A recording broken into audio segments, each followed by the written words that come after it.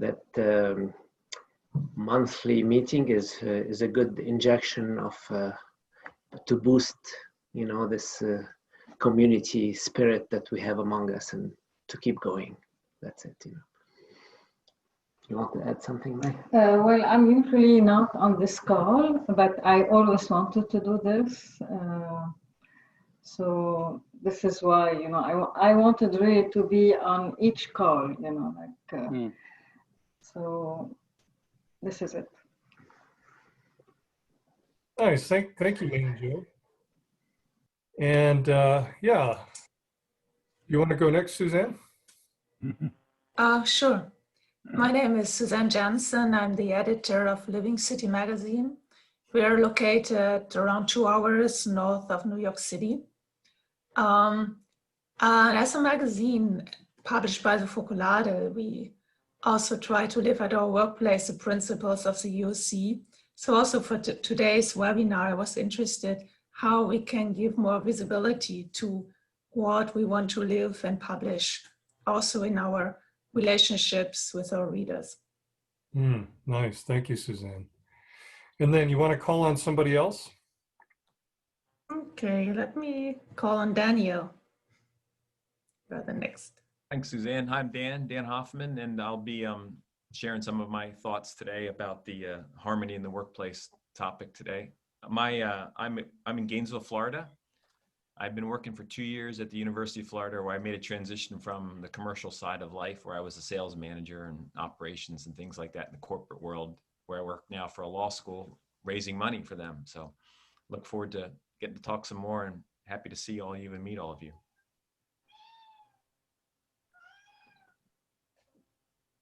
And I guess I'm going to call on Melissa. Hi, so I'm Melissa. I love the way you spell my name in English. I'm Colombian. I live in Italy right now because I'm finishing my master's degree in economics. Well, I also know economy of communion and new city, but I'm here because right now I'm writing, well, trying to, my thesis is about sustainability. And one of the topics or the things that I'm trying to develop on my thesis is this harmony, and also because it's from a relational approach. So, well, I found very interesting. I couldn't participate first because, well, I'm doing also a lot of work. I'm a consultant, so, well, it's been a very crazy time nowadays, like with all the pandemic situation. But I'm very happy being here, listening to you. Also, if we can share some thoughts. And yeah, I'm here just to get some inspiration, and I'm very happy to meet y'all. Likewise, you want to call on somebody next, Melissa? Paul. All right.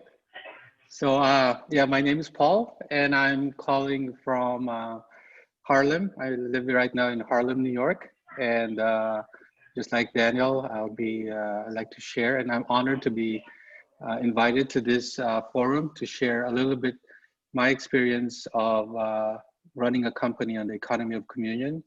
And I think today's topic will be on harmony in the workplace, beauty and harmony. So that's certainly is a very interesting topic, and I'm glad that you're doing a thesis or your studies on that, Melissa. So I hope this will be, I think it will be a learning experience for me too, to hear from everyone's experiences. And I look forward to learning from everyone.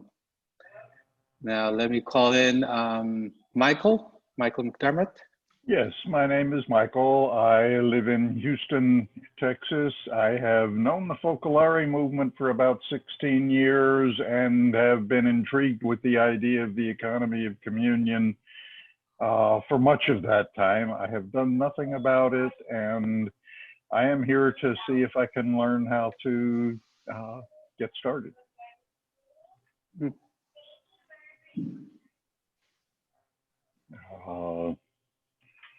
Is there anyone who hasn't yet? Man Joe, have we heard from you?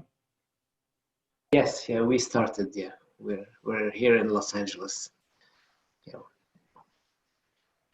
Or maybe Norland, do you want to go ahead and just say your name, where you're from, and what brought you today? Sure, yeah, happy to do that. I apologize. I'm sitting outside of Firestone. My muffler went bad yesterday, and so I'm trying to avoid the traffic noise. I'm Norland Dimmitt. I'm the co-founder, the main founder of Compassionate Citizens Foundation. I came to Focolare through John Armstrong ultimately about a year or so ago, missional ecumenism, Green Lake, and all that. And what I've been working on for 25 years has evolved into essentially trying to unite three major movements that are easily mapped to the economy of communion, the politics of communion, which is not in the United States much yet, but is all over Europe. And the core message of the what I would call the culture of compassion that's implicit in the Focolare movement. So I'm looking to get deeply, deeply intertwined in the Focolare movement itself. And I'm just looking forward to listening to folks today and learning a little bit more. Great. Thanks, Norland. And Dennis, you want to go next? Hello. So I'm Dennis. I'm from Los Angeles. I work with Paul at NetPro, and I like these video series quite a bit, either to read about it or watch it periodically, just to kind of keep up to date and kind of refresh in my mind the EOC, and to be a little more thoughtful and keep it in the front of my mind instead of the back, because it's easy to just, listen to it or think about it, and then you fall back into your old routine. So yeah, thanks for setting this up. Of course, Dennis. Well, thank you for joining us. And, just to get us kicked off, I'm going to share my screen with you all. And, give us a chance to just read together the what we mean by harmony in the workplace, and then I'll share with you. This assessment is really designed for you to just get a view of your own workplace, whether you're running a business or you're a student or you're consulting. And this is a way of thinking about how the values of harmony in the workplace are actually lived out. And so, yeah, I'll let you read for yourselves what it says. And then I'll go down to a few of the assessment questions that I think capture the essence of the kind of, stories and examples that Paul and Dan will be sharing about. And also, feel free to put in the chat any questions that you have, and they can respond to them as we go along.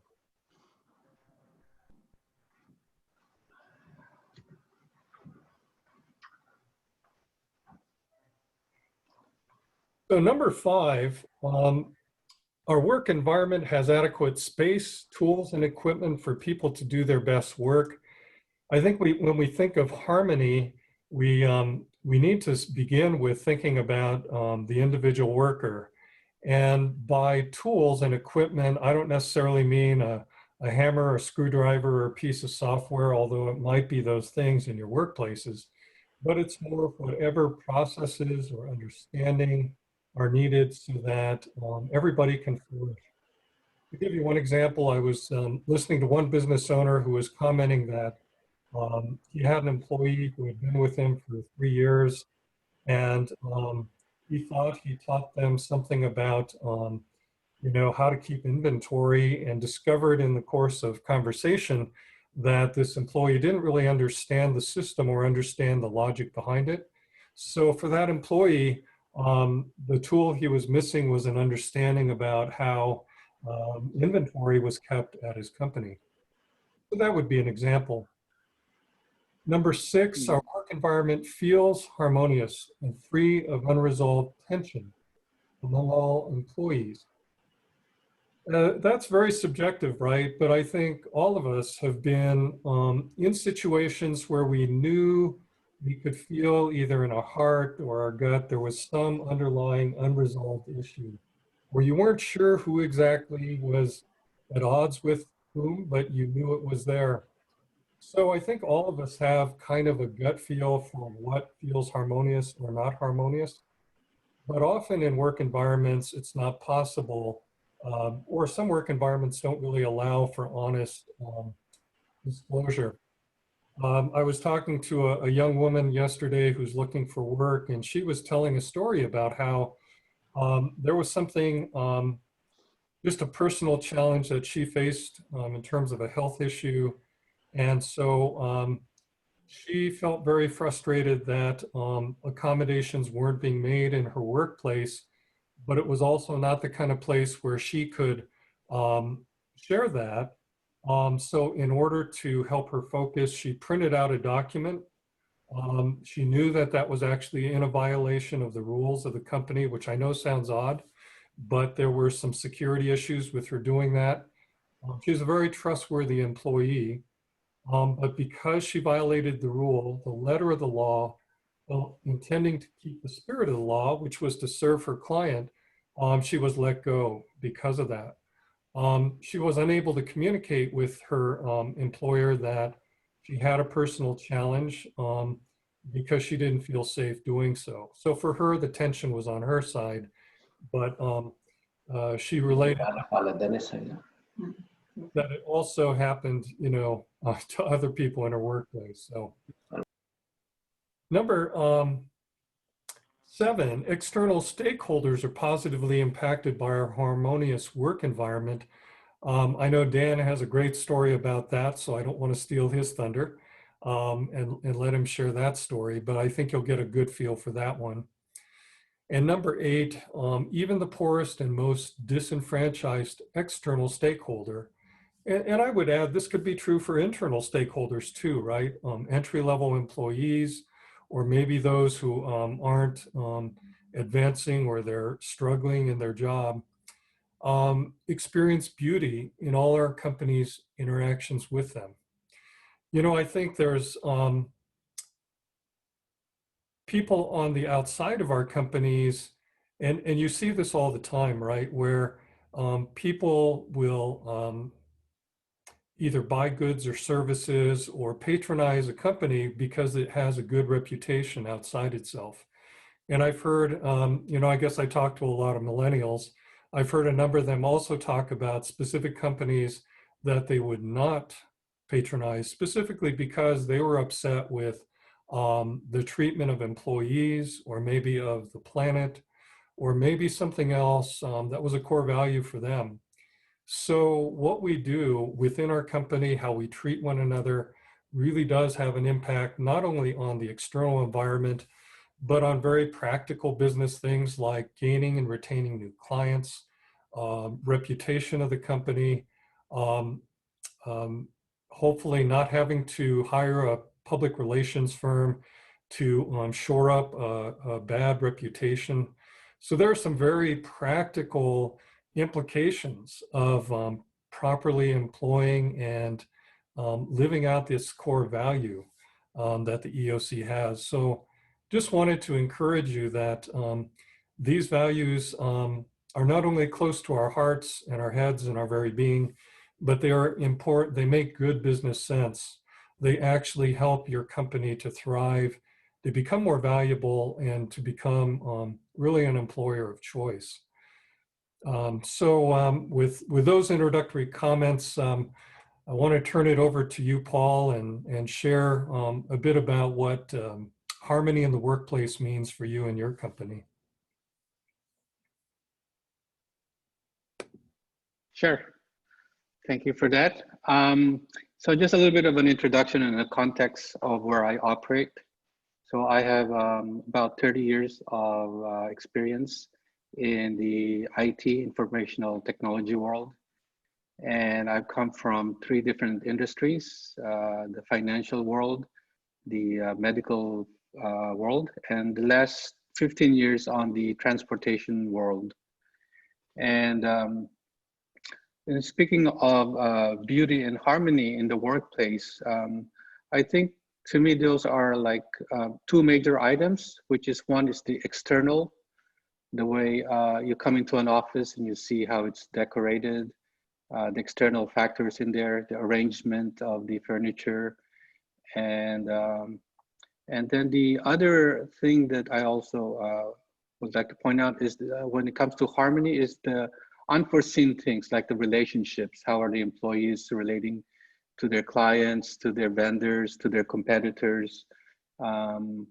So I think on all of those, both in the physical and the unforeseen, I've seen there are always tensions because each one is different, right? Each one has their own preference of how they want to do things, how they wanted to see things, how they want to present themselves. One major thing that I think that with the economy of communion, what we stress on is the relationships, how that matters. And so when it comes to beauty and harmony, it is trying to what we call making ourselves one, meaning how would the other person feel like? How could I make them feel comfortable? And that comes across on how I present myself, how the office is set up, how the employees go out to the clients, how do they relate to the clients, to the competitors, to the vendors, how do they dress up? So I run an engineering firm, and in general, engineers are not set to be like the salesmen who are, dressed well, and they are very functional. And but I see that also as not a put down, but it's also in my company, we try to dress like how our clients will be comfortable with. So when we go to the field sites, when we go to the construction sites, we don't dress up with obviously with shirts and suits, but we dress up as how the other people, our clients, would be feeling comfortable dealing with us. The reason because this is, I think, it's good because when our people, the people we work with, feel comfortable, there's collaboration. There's more collaborative environment. Whether they come to our offices or when we go to offices. In my experience, I've been to offices when I was in the financial world, where you go into these big boardrooms where it's all mahogany and it's all very imposing, and you just feel like you just wanted to. You don't feel comfortable, so you just kind of shut up and don't say anything because it's very overwhelming. Or when you go to a place where you can barely see if there's an office because it's so cluttered with all kinds of things, and so that's very distracting. And all you think is the dirty or the uncluttered space. But to me, the key idea is how can I make this person comfortable when they come to our office or our employees? How can they feel comfortable? And the last thing I wanted to share is also respecting the diversity. Again, like I said, each one has their own preferences, and we cannot dictate one's preferences over the other. But in general, the art is to know how to make the other person feel comfortable when we be in touch with them. So that's, in a nutshell, is what I strive for being in an economy of communion company. Thank you very much, Paul. If anyone has any questions for Paul, be sure to put it in the chat and it'll give him a chance to respond further. And Dan, you want to go ahead and share with us some of your experiences and what you've learned from them. Yes, thank you. I enjoyed that, Paul, and thanks for that. So just a quick, I didn't say anything when I introduced myself earlier, but how I kind of got here.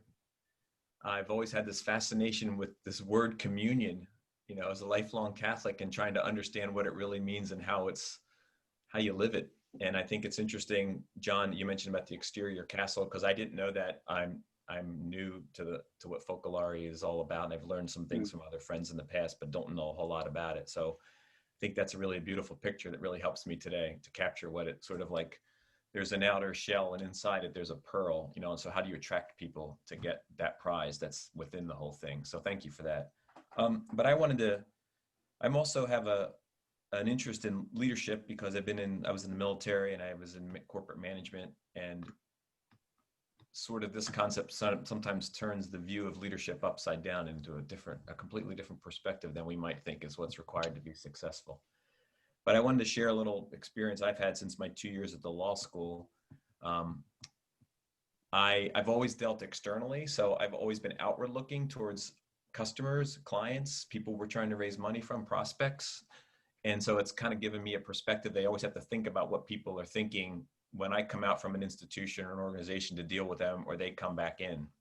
So maybe that gives me a different and a healthy perspective. But I work at a law school now that when I joined 2 years ago, we were 3 years into the new dean's tenure, and it's been tumultuous, quite frankly, because she was asked to come in and make some big changes in terms of moving the law school in different directions.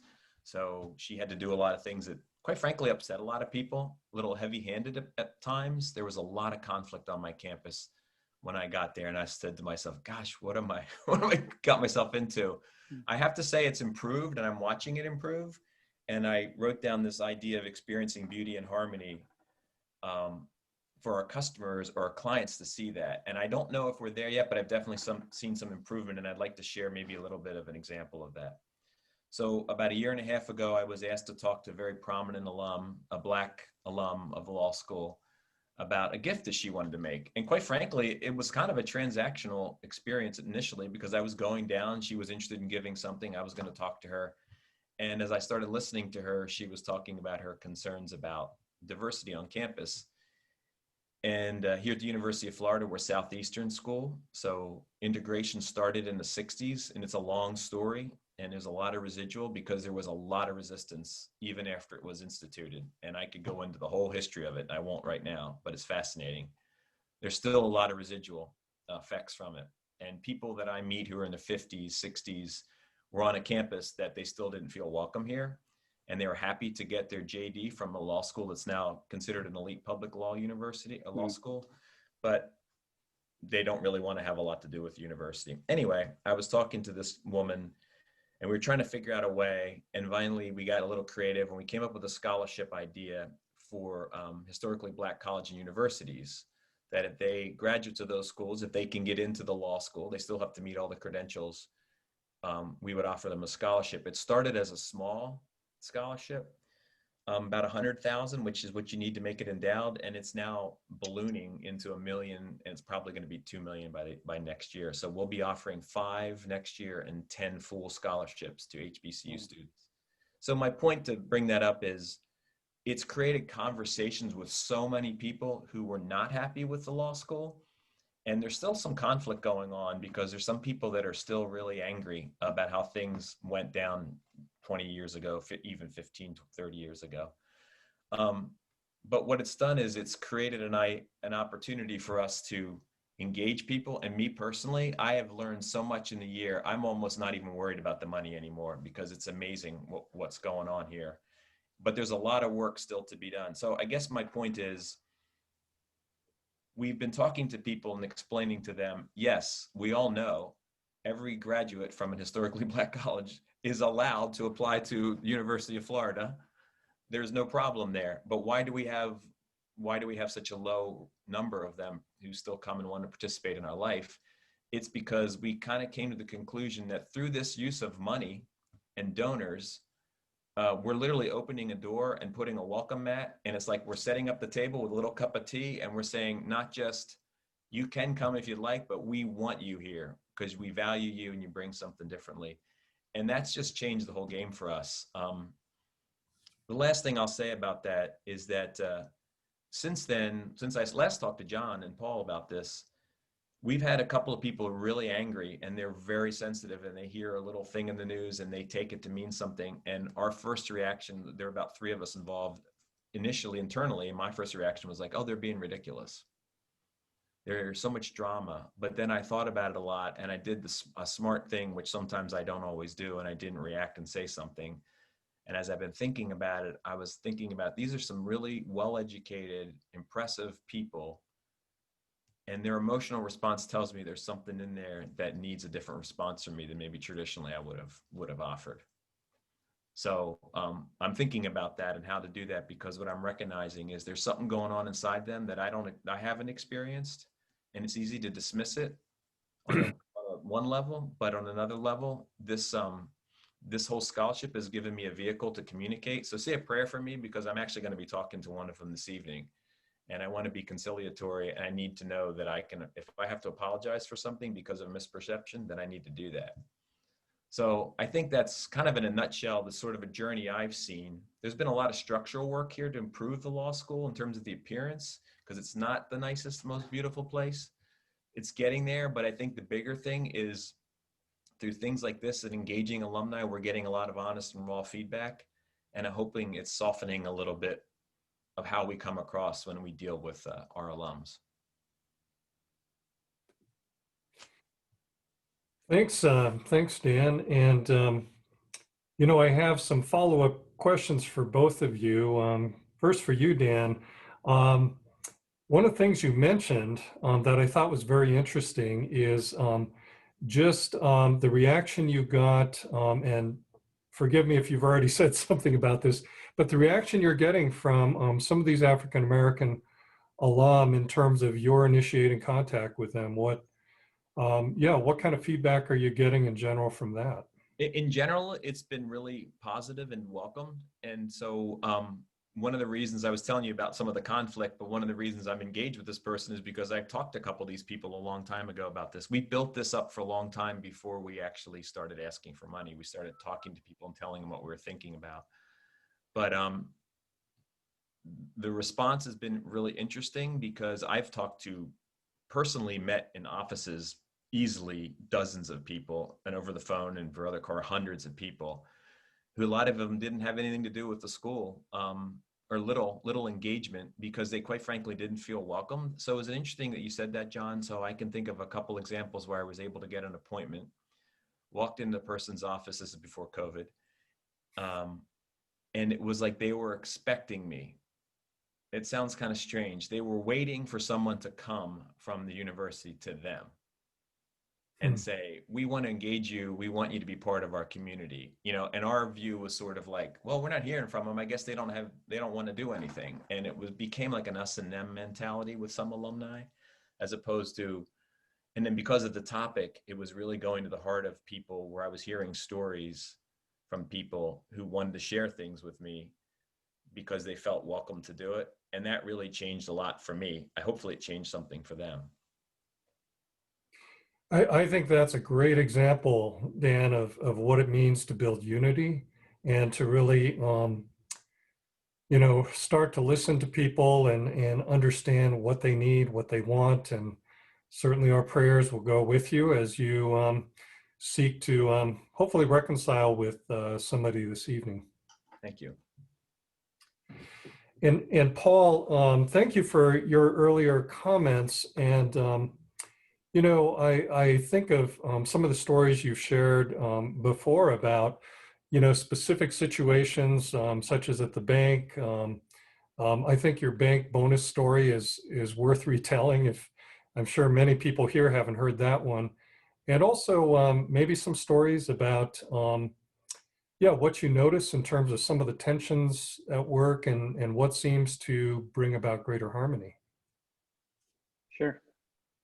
It's funny because my experience at work with the bank, at that time, Dennis, who is part of this call, was my boss.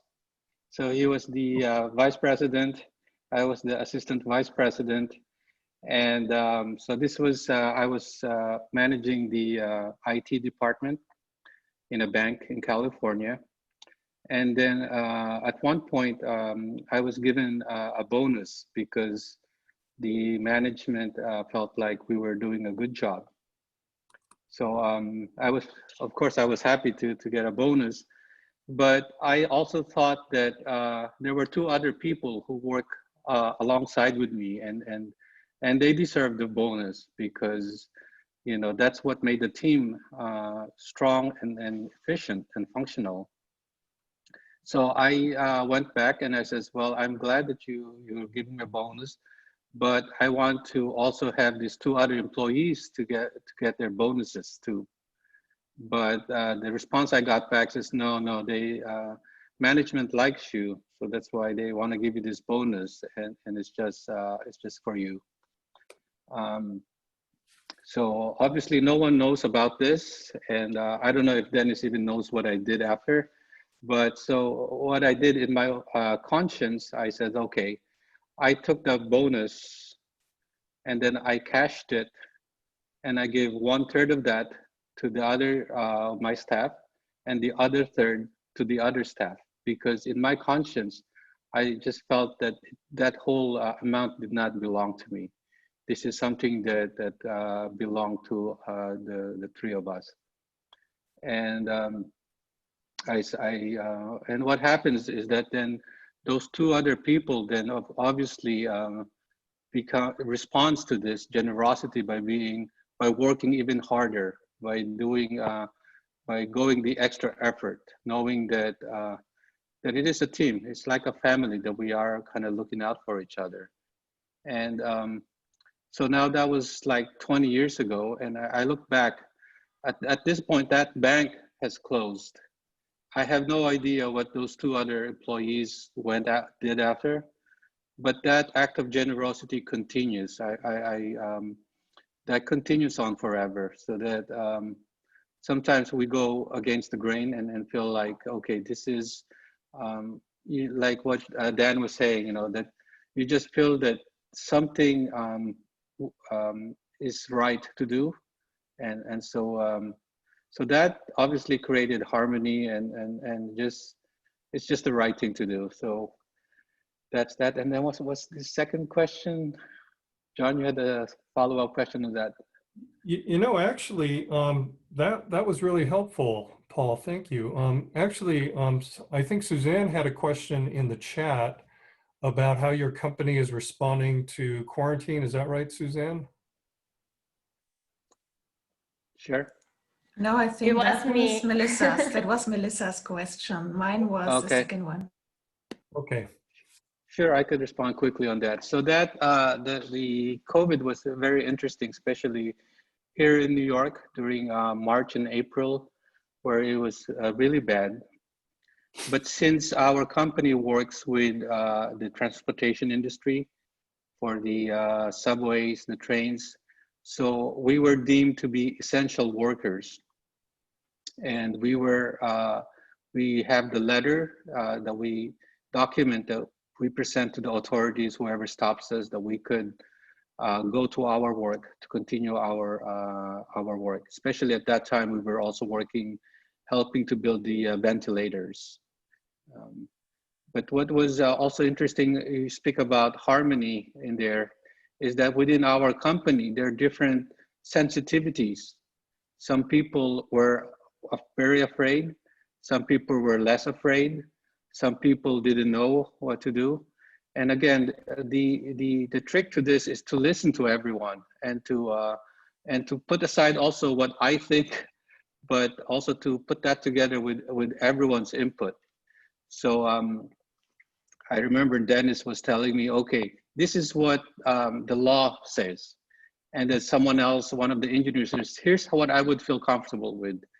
I have my own comfort level and direction what I felt to do, but in all, looking at that, respecting everyone, it was it's, I would say, harmonious. That I have to ask obviously my employees how they felt, but we ended up providing masks for everyone. We ended up providing you know, masks and gloves, and you know, I was not as afraid as the others, but again, in making them at ease when I was working, and I felt that the other people who I was working with, they liked to put always the mask. So for their sake and for my sake also, I started putting the mask. And even if we're working far away, just to put everyone comfortable, And then I realized how there's wisdom to that also, because in most of the circumstances, when I try to listen what the other person is saying, even though how different it could be from what I think, at the end of the day, I realized there is some wisdom on that. There's some truth to that, and that what I think also contributes to finding what is really the right thing to do at that moment. So as of right now, we continue to work. We maintain social distance. We have our mask, and we keep track of our activities. We follow the prescribed government laws and what they tell us, but we also try to follow also our conscience, and we follow what respect everyone's sensitivity to the COVID.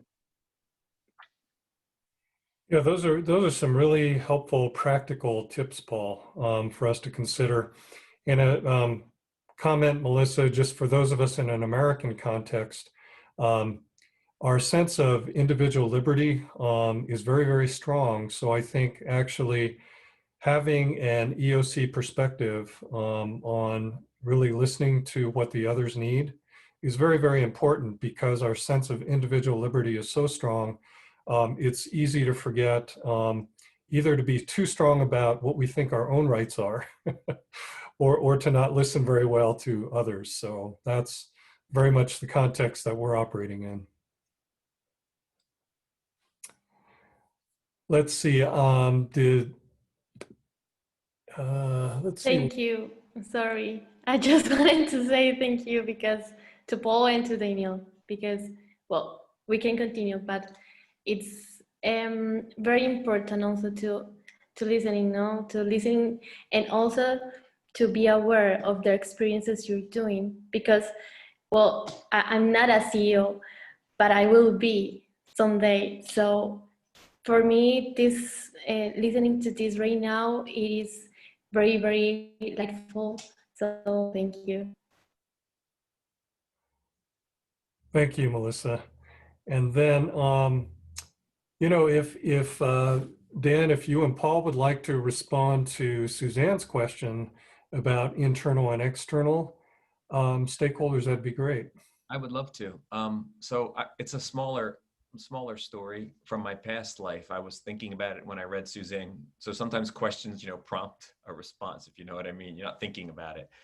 So of all the years I've been working professionally, which is now over 30, I have a fond memory of a particular individual. Maybe 5 people really stand out. And I used to be on the commercial side of pharmaceuticals, and I had responsibility for the University of Pennsylvania healthcare system on behalf of a big Fortune 500 company.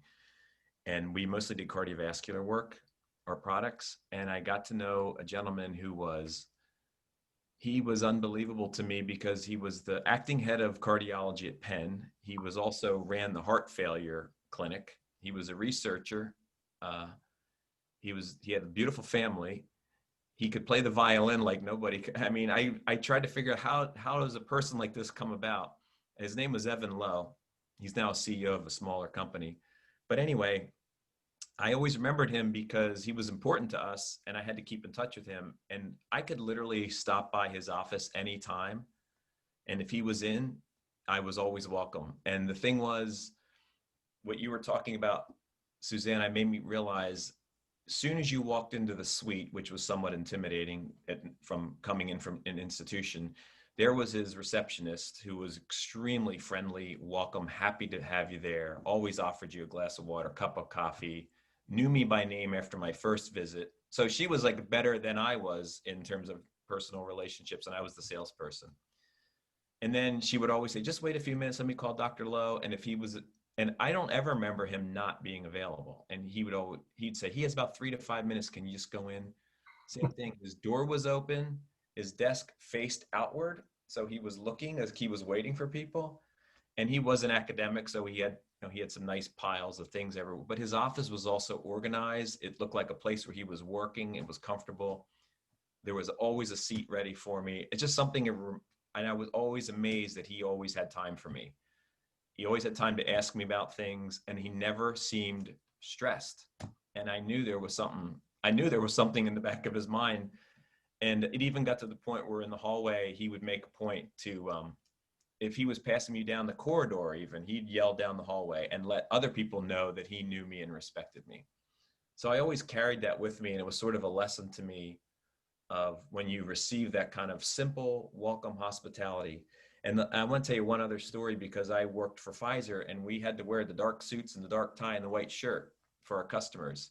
And one day I forgot my jacket, and he knew this about me, and I forgot my jacket, but I didn't want to drive all the way home. So I said, well, I'm in the hospital, nobody's going to care, and nobody did care.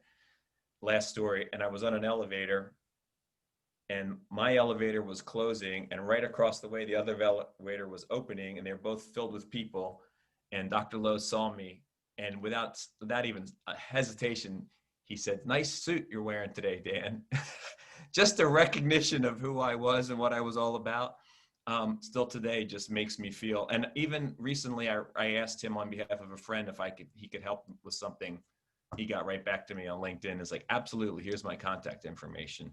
So that to me is an exceptional person that just resonates with me. And it's something that sometimes when I get into situations, I try to think, how can I extend that level of really communion to another individual in pretty much any setting? So hopefully that answers a little bit of your question. Wow, that's a powerful story, Dan. Yeah, and really that's what we're seeking to model and to pass on to other people, right? Within our companies and with vendors, competitors, with everybody we interact with. And that's a huge challenge, right? It's easy to, in our own minds, say, well, certain people are more deserving of that kind of attention, but, you know, every person is. And John, I think that that's the key for an EOC company, is that a company is not just within its employees and the clients and the shareholders. This economy of communion, this union, word communion, brings a lot of economy, I think.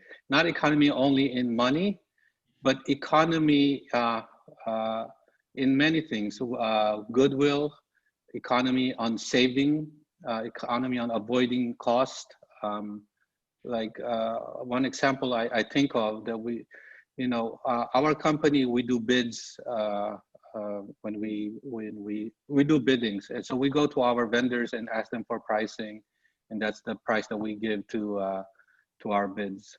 So one of our bids, we had it wrong. So we priced it wrong. We took it wrong from the price anyway, and it was a lot of money. And then we went back to our vendor, and we said we made a mistake. They could have taken it to us and says, well, that's the price that you put in. That's the price we're going to sell you. But they says, no, you made a mistake. We're going to change our price, and we're going to not change the price. I mean, we knew you made a mistake pricing our product, but we're going to change it. We'll respect why you changed. So that's, you don't see that on the bottom line, but it's one of those things that when you foster a relationship with your vendors, with your employees, there's countless of stories I could tell about competitors, because competitors, there's a lot of economy also that can be garnered when you have a communion or a relationship with your competitors. Because first of all, they make you, in the spirit of competition, it makes you more efficient. It makes you think more. It makes you more, provide a better service or product. But also it provides businesses, because it's, it provides inspiration also. And they could be also collaborative. This thing of competition, you don't need to kill your competitions in order for you to survive. But if you could harness collaborative places with your competitors. So again, I think that with the economy of communion, there's a lot of wealth or economy that could have when you have relationship, when you have communion. We call it communion, but communion is like a relationship with all these stakeholders, not just to your vendors, not just to your clients, but to everyone, to the community. It becomes a more also fulfilling and sustainable company. You know, Paul, your story reminds me of, I've heard a bit about Project Luce, because I think that's a pretty, I may have it wrong, but I think that's a good example of what you're talking about. And I wondered if you could share with us a bit more about that. Sure. So with Project Luce, we're looking at how can we have companies, small or big companies, collaborate. And well, let's start first where companies, they all have these outreach projects. Like each company has their pro bonus work or pro bono work or outreach to the communities. So we thought of why can't we have like an engineering firm with a retail firm with a financial company, all collaborate, working together to do a social project together. It's not collusion. We're not gonna, collusion is when you collaborate with other companies to fix pricing. So we definitely don't wanna do that. But to collaborate means to have even different industries, different companies, working together, dialoguing, talking about how can we provide better services and how can our company be better, and sharing experiences. So we've had a couple of moments when we had gathered some companies. We were about 30 companies that got together and just shared. There were economists who came. The second one, we had it at Fordham University, and just sharing of experiences of different companies, what it means, this diversity, the inclusion, what it means to have this new way of running businesses. So that's what, now in light also of the social injustice and the social unrest and the racial injustice, we also are putting this on the agenda. You know, how we could get together with different companies and share our experiences and try to learn from each other how we could address this racial injustice. Because when you deal with companies, a lot of it also is financial. So we have to look at it also, how does this make sense? And to see that if you treat everyone better, diversity brings a lot more to the company. It could be threatening. I understand that it could be a threat. Diversity could be a threat, but it could be a very enriching factor if we learn how to respect and harness what it brings about. So that's what we are looking forward to do in the Project Luce. Well, that's both exciting and incredibly relevant given how many conversations are going on in the US around economic injustice, which is often linked to racial injustice here. Mm-hmm. So glad to hear you guys are working on that. And I think it's interesting too that you saw a group of people across industries. You know, it's very common to have industry-specific associations.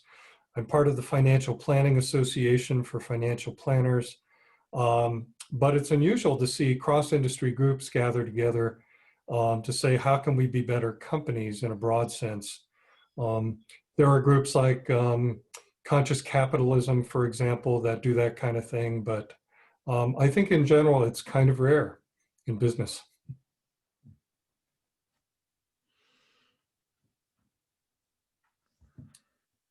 Well, we're open for other questions. So if anybody has a question you'd like to pose to either Dan or Paul or myself, feel free to unmute yourself and share.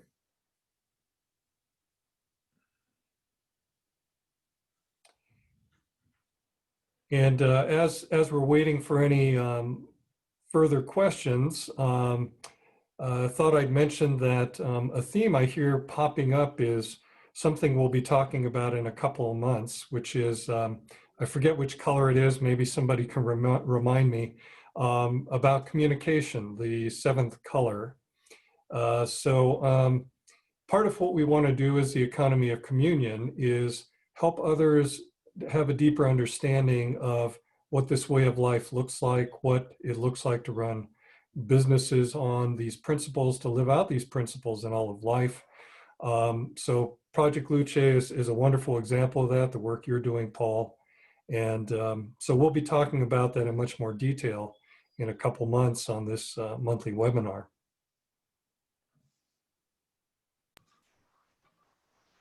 Okay, this is Joe, and if I can, may have to leave now for a commitment, but I wanted to ask a question that maybe some of you touched on it, but if somebody has an experience on it, regarding the harmony that is broken, if you want, because of personal conflicts between employees.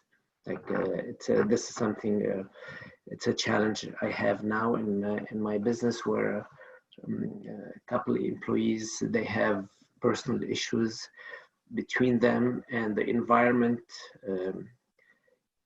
at work can become a little bit toxic because they don't communicate together, and people can notice that. And I don't know if anybody has had experiences like this or went through, and how to deal with that.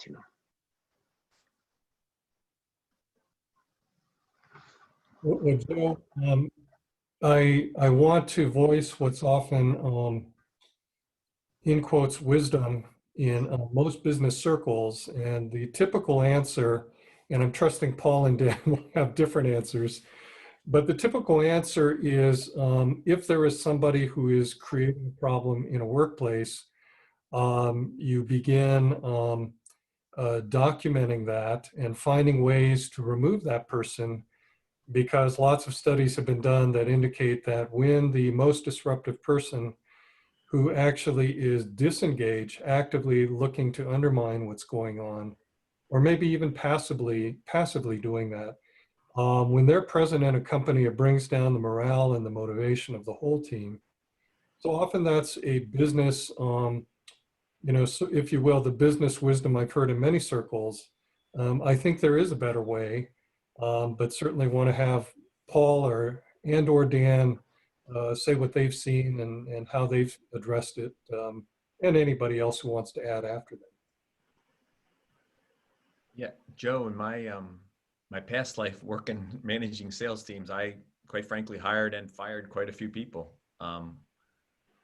and had to deal with that kind of issue. And I was in an environment where it was really heavy on the documentation side, what John said. It was really uncomfortable. And sometimes when I was at my best, I would resist that approach. Sometimes I caved and went along with it because it was easy for me to do that. But that's a hard question, because I think it takes in a little bit of free will. People are going to decide how they want to proceed. But what I've been trying to learn is how much, like, sometimes I get to the point where you see that you start making a decision and you start doing things like that, like disciplinary or organizational, that doesn't allow the person to maybe make an adjustment because they don't see you making an adjustment. And I'm not saying that's what you're doing, Joe. I'm not saying that at all, but I can think of examples where I fired people, and I wasn't happy that how I went through the process, quite frankly. But I learned from a gentleman I worked with one time who was an HR director at a company I worked for, excuse me. And he kind of walked me through the process, and he said, it should be a process that they feel like when it happens, they're like, yeah, I figured it was going to happen. And can you still maintain a friendship with them? I'm not saying you're going to fire this individual, but I can give you an example of one story where I really resisted in a situation, and I befriended this person, and I tried to bring him into the team, and I conceded a lot of things. And it was one time I felt really good about it. And in the end, he kept just going back to the same patterns. And I'd given him so many opportunities that it finally got to the point where I actually had to let him go because he was disrupting the team. And I use this as an example a lot because for me, it was a success. Excuse me. I don't know if that helps, but in the end, when I went to meet him and I told him that, he's like, yeah, I knew it was coming. And he actually asked me if I would give him a recommendation on his next position. And I said, I'd be happy to. You didn't fit well here, but you have a lot of ability and a lot of talent, and we remain friends. But yeah, that's a tough one, because sometimes some people just aren't gonna, like, I'm gonna talk to this gentleman tonight. If he's gonna dig his heels in, I can be conciliatory to some extent, but he's going to have to decide, and I'm going to have to decide, do we want to cross over and make this work? And when you're dealing with employees, you have to hope, I guess maybe one of them would be willing to make that effort to say, I'm going to be the first to trust and try to make amends here. So I don't know if I'm muddying it up for you, but that's just my insight because it's a complex question. I appreciate you asking that. Well, thank you. That definitely helps. In my experience, yes. So I fully subscribe to what John and Dana said. I've hired and fired, let go of other people too. But certainly, you know, you always have, there's some tensions within employees. And what I've seen is that being in a position of leadership, it's very important to be able to cultivate and stop that. And I've seen that what happens is when someone is misbehaving, what you think is misbehaving, there's the other group gets created. So in a company or corporations, small or big companies, it creates cliques. It creates, you know, one person starts talking bad about the other person. They make jokes, maybe it's a joke just to, and that kind of puts a division. And so that other person becomes more isolated. And I think this is where the management needs to step in to stop that and to not engage in those jokes, not to engage in in forming those cliques, because invariably there will be cliques because other people will find that behavior also odd, and they're going to form and create that division more, so that the other person becomes more isolated. What I try to do is, you know, you cannot force the others not to think about the other person strangely, but not to engage, and also to sometimes, I mean, try to see if you could bring some of the positive of that other person. But first and foremost, obviously, is to listen on both sides, both parties. And then I try not to mediate so much, because sometimes I think when you're mediating, you're allowing both persons to just stand more on their positions. So I listen like I've had this experience with a couple of my engineers a couple of months ago. They both came to me and they said they have a hard time with the other engineer. So I tried to listen, but I did not really try to give them the answers, but I tried to listen and then have them speak to the other person, or try to give them a different point of view, what the other person is thinking, because obviously there's a break of communication. But if I talk to both of them, I knew what the other two persons are coming from, and to kind of bring to the person A what person B is going through, and to tell the person B what person A is going through, and then step out, because I feel that sometimes when I try to fix it, it makes it even worse. But in the long run, as a company owner, or we also have the fiduciary right to also let go of people. And to let go, meaning when I had let go of people, I told them it's not because they're bad people or that it just didn't fit, and that to let go of them may help everyone to find a place where they fit.